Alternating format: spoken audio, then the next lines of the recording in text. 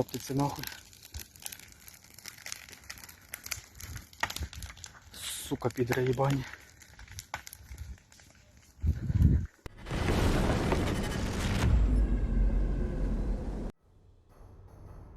Ukrainian drones are making it very difficult to reach the front lines near Pokrovsk, and all but impossible to travel with any supplies, according to a Russian soldier fighting there. He describes Russia trying to push forward over a carpet of corpses. The account from Alexander Zaborovsky, a soldier fighting near Pokrovsk in late September 2025, illustrates how difficult the conditions are there. The Russian offensive currently appears to be largely stalled in the area. Last night, we were in the direction of Pokrovsk from the direction of Avdiivka. Let me explain it simply. You can carry out 5 mobilizations, but what's the point? The fucking guys are already moving out, only in pairs instead of 5s. And it's not a given that all of them will reach their positions. Even the one-off supply depots are now 50 kilometers from the front line, essentially in the deep rear. 15 to 20 kilometers away, there's still a chance of making it to the next point in a Neva, a UAZ, or some other small piece of junk. And then what? Only on foot or by motorbike with minimal chances. At night, there are no options at all. Few can imagine what the lads are eating now in the rabbit ears in the Dobropilya salient these days. Until there are at least 30 kilograms of heavy stuff, I'm not talking 50 kilograms and above, you can even drive a regiment. If it's a platoon, 2 will remain. Someone will fucking get a medal with a promotion. Whether or not you have electronic warfare sets, the junk sitting on rooftops gives you a chance close to the margin of error.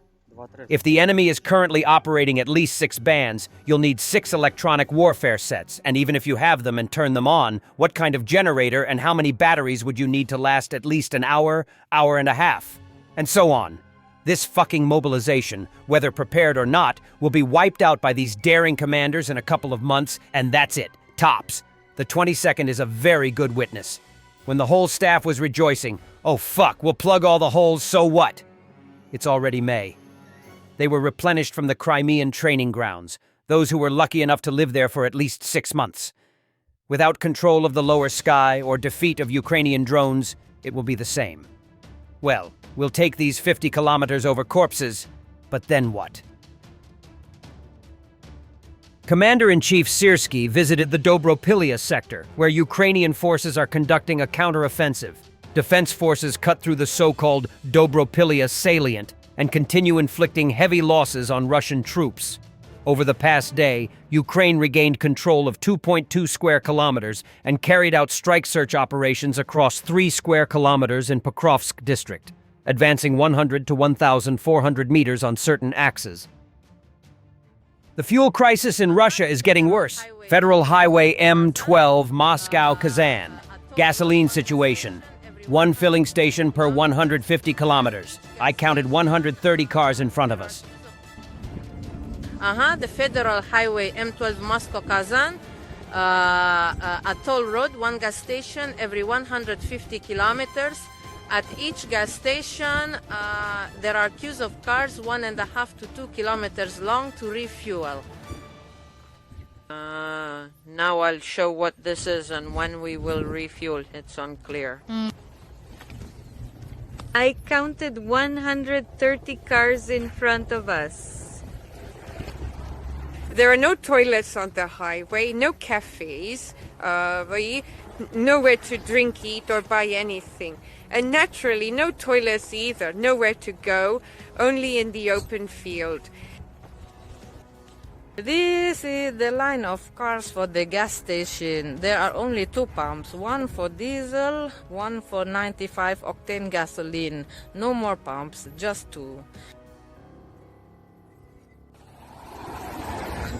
I won't go anymore. We reached our car. There's still a line for about 1 kilometer. Blackouts in Dnipro. Power outages reported in Dnipro after a flash. Similar issues also observed in Zaporizhzhia. On the evening of October 1st, residents of Dnipro saw a bright blue flash in the sky. Immediately afterward, power and water disruptions began across the city, according to Suspiln and local telegram channels. According to reports, the flash in the sky over Dnipro appeared suddenly and disappeared within a few seconds.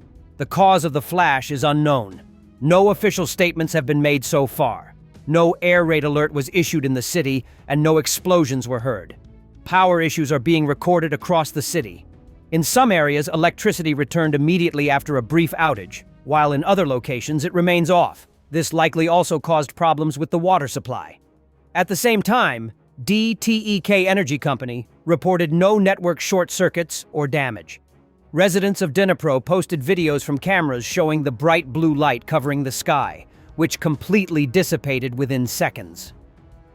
Earlier today, October 1st, Russian forces launched a massive strike on Ukraine's energy facilities. As a result, 307,000 consumers in several districts of the Chernihiv region were left without power, and scheduled blackouts were introduced in the region. In addition, due to a Russian strike on an energy facility in Slavutich, Kiev region, the Chernobyl nuclear power plant is in a state of blackout. Specialists are already working to restore the power supply. Meanwhile, in the Sumy region, the Konotop and Shostka districts were partially left without electricity after Russian attacks. Outbidding the Russians by quite a hefty margin, it seems. A new document reveals the Israeli government is paying a cohort of 14 to 18 social media influencers between $6,100 and $7,300 per post. Newly filed records with the Department of Justice show that Israel's government has quietly launched a two-track influence operation in the United States, blending big-budget political advertising with grassroots-style influencer campaigns. The filings reveal that a firm called Bridges Partners LLC has been hired to manage an influencer network under a project codenamed the Esther Project. It is unclear if there is any link to Project Esther, a plan to combat anti-Semitism published by the Heritage Foundation, an American right-wing think tank.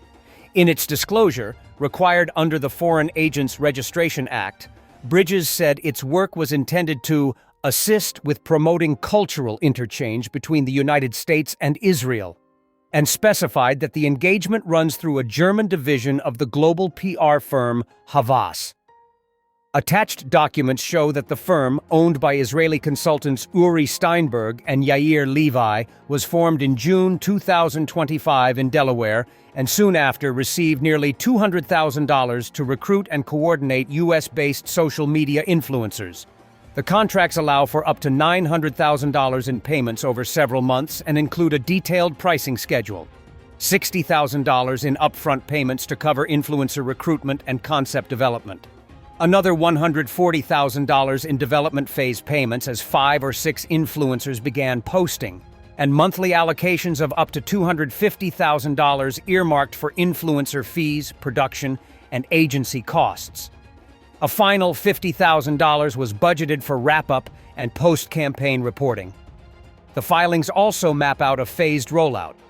3 to 6 influencers onboarded at a time, each expected to post roughly 25 to 30 pieces of content per month across Instagram, TikTok, and other platforms. Later phases anticipated further expansion, including matching with Israeli content partners and developing partnerships with US-based marketing agencies. British company MGI Engineering, founded by a former F-1 engineer, will send Skyshark kamikaze drones to Ukraine in the coming weeks.